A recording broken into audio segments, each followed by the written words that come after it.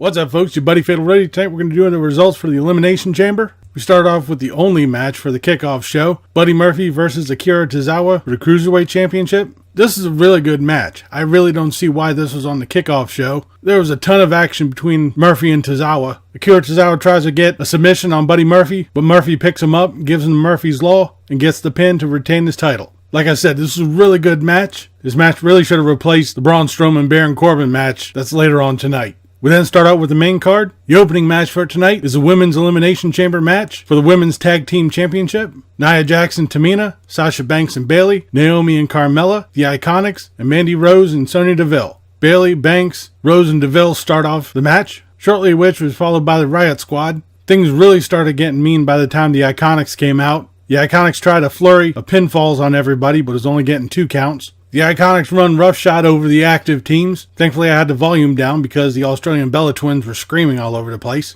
Up to this point, there's still no eliminations when Carmella and Naomi come out, but that's quickly changed when the Iconics both pin Naomi. Soon after, Nia Jax and Tamina come out and all hell breaks loose. The Iconics try to hide in a pod, but Nia Jax and Tamina get in there pretty easily. They start slinging the Iconics up against the sides of the Elimination Chamber. Nia Jax and Tamina both hit Samoa drops on the Iconics, eliminating them. Tamina eliminates the Riot Squad. In one segment, Nia Jax charges Bayley. She sidesteps, and Nia Jax goes flying into one of the pods, taking her out of commission for a while. At this point, Sonya Deville, Mandy Rose, Bayley, and Sasha Banks team up on Tamina. They get Tamina down, and everybody dogpiles on her to get her pinned. So this only leaves Sonya Deville, Mandy Rose, and Bayley and Sasha Banks. Things start going all over the place in this part of the match. Rose and Deville are working on Sasha Banks' shoulder. Banks tries to put the bank statement on Sonya Deville, but her shoulder gets in the way, so she modifies her bank statement, and Sonya Deville taps out, and Bayley and Sasha Banks are now the inaugural Women's Tag Team Champions. This really was a good match. I'm really surprised they opened with this one. This really should have been the upper part of the card, if not the main event.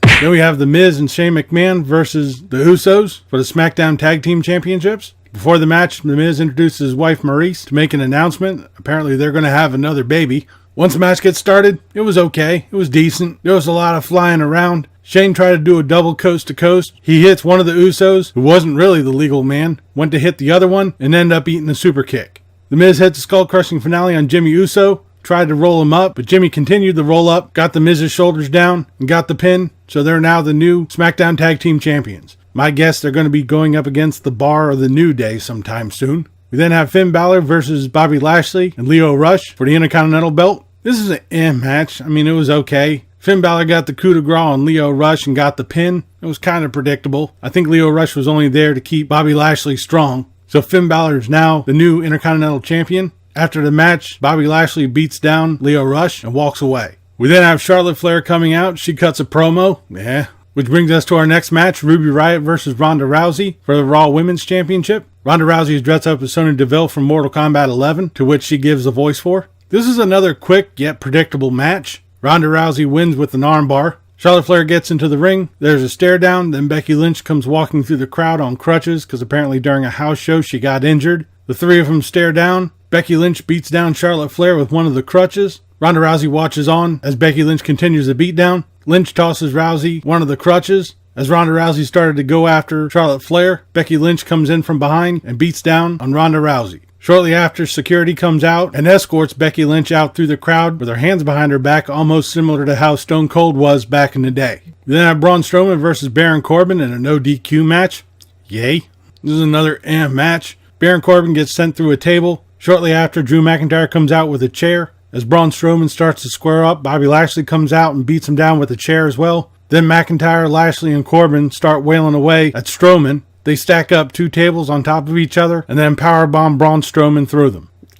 Okay. I'm really tired of seeing this. Like I said, this probably should have been on the kickoff show, and the Cruiserweight match should have been on the main card. We then have the Men's Elimination Chamber. Daniel Bryan, AJ Styles, Kofi Kingston, Randy Orton, Samoa Joe, and Jeff Hardy. This will be for the WWE Hemp title. As Daniel Bryan comes out, the referees quickly bar Rowan from ringside. Daniel Bryan and Samoa Joe start off the match. Immediately, Daniel Bryan tries to avoid Samoa Joe. This goes on for a while till Kofi Kingston comes out, which is soon followed by AJ Styles. Samoa Joe is eliminated by AJ Styles. Shortly after, Jeff Hardy comes out. Jeff Hardy puts AJ Styles across the top rope and does a mean Swanton bomb from the top of the pod. Daniel Bryan quickly sneaks in, gets the pin on Jeff Hardy, eliminating him. Randy Orton's the final person comes out. AJ Styles eats an RKO, gets eliminated. Kofi Kingston hits Randy Orton with the Trouble in Paradise, eliminating him, leaving Daniel Bryan and Kofi Kingston. At this point, the two of them go at it like madmen. There are a lot of near falls. There was a lot of action when it got to that point. Kofi Kingston gets Daniel Bryan down. He makes a leap from the top of the pod, misses. Daniel Bryan gets the knee to pin Kofi Kingston and retain the hemp title. Right after the win, the crowd got dead silent as Daniel Bryan and Rowan escape up the ramp.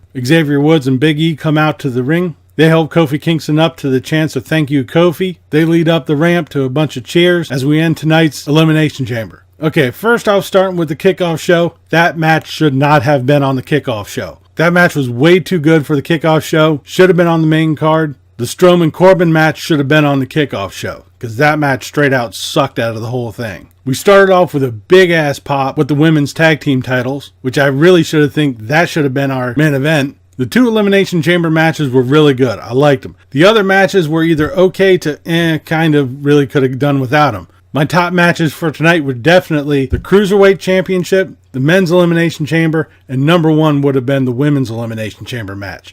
The other ones, like I said, could have really have been, we could have done better with those. But we'll have to see tomorrow on Raw and Tuesday on SmackDown with what comes on after the Fallout. But I'll do it for the results of the Elimination Chamber. Leave a comment down below if you saw this, what you thought about it, or what you thought of this video. If you liked it, please give me a thumbs up. Don't forget to share and subscribe. I've been Fatalroadie. You've been awesome. Thank you very much for watching. And remember, if it's too loud, you're too old.